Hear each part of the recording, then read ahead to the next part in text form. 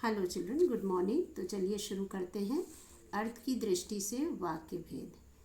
सबसे पहले इसकी परिभाषा देखते हैं। वाक्य की भाषा की वह लघुतम इकाई जिसके माध्यम से वक्ता अपने भावों एवं विचारों को संप्रेषित करता है, वाक्य कहलाता है। अब वक्ता मतलब होता है बोलने वाला और संप्रेषित मतलब होता है व्यक्त करने वाला। अब देखिए, इसके तीन मुख्य पॉइंट होते हैं। वाक्य में निम्नलिखित बातें होती हैं। पहली होती है कि वाक्य की रचना पदों मतलब शब्दों एवं पदबंधों के योग से होती है।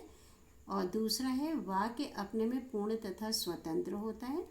और तीसरा, वाक्य किसी न किसी भाव या विचार को पूर्णतः प्रकट कर पाने में सक्षम होता है। तो ये तीन जो मुख्य बातें होती हैं वो वाक्य में होती हैं। चलिए आगे बढ़ते हैं। वाक्य के भेद। अब वाक्य के भेद दो आधारों पर किए जाते हैं। पहला रचना के आधार पर तथा दूसरा है अर्थ के आधार पर।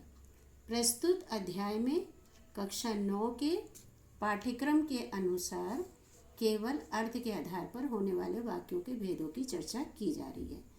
तो अब देखिए, अर्थ के आधार पर वाक्य भेद। सबसे पहला है कथनात्मक या विधानवाचक वाक्य। दूसरा है नकारात्मक या निषेधवाची वाक्य। तीसरा है आज्ञार्थक या विधिवाचक वाक्य। और चौथा है प्रश्नवाचक वाक्य। पांचवा है इच्छावाचक वाक्य, संदेहवाचक वाक्य, विस्मय आदि बोधक या मनोवेगात्मक वाक्य। और आठवां है संकेतवाचक वाक्य। तो सबसे पहले लेते हैं हम कथनात्मक या विधानवाचक वाक्य किसे कहते हैं। तो सामान्य कथन या किसी वस्तु या व्यक्ति की स्थिति या अवस्था का बोध कराने वाले वाक्य कथनात्मक वाक्य या सकारात्मक वाक्य कहे जाते हैं।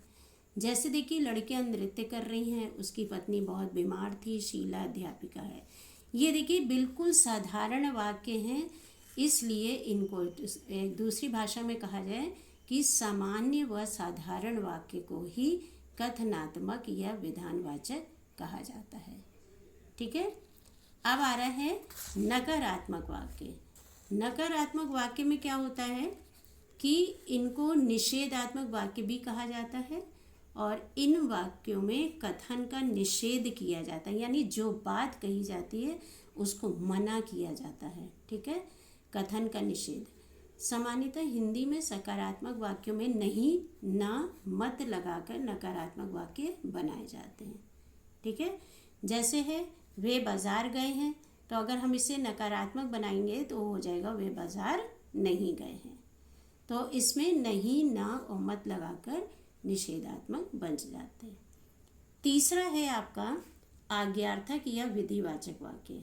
अब जिन वाक्यों में आज्ञा, निर्देश या प्रार्थना या विनय आदि का भाव होता है वे आज्ञार्थक वाक्य कहे जा सकते हैं।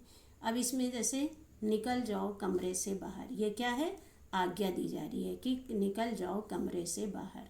सारा सामान खरीद लाना, यह भी एक आज्ञा है, ऑर्डर दिया जा रहा है कि सारा सामान खरीद कर लाना। फिर शाम तक ज़रूर आ जाना, यह भी एक ऑर्डर है कि शाम तक लौटना है। तो इस तरह से मेहरबानी करके आप बाहर बैठिए और कृपया मैं पत्रोत्तर शीघ्र दें। तो यहाँ पे मेहरबानी और कृपया जो वर्ड है ये एक विनय है, प्रार्थना के तौर पर इनसे कही गई है बात। ठीक है।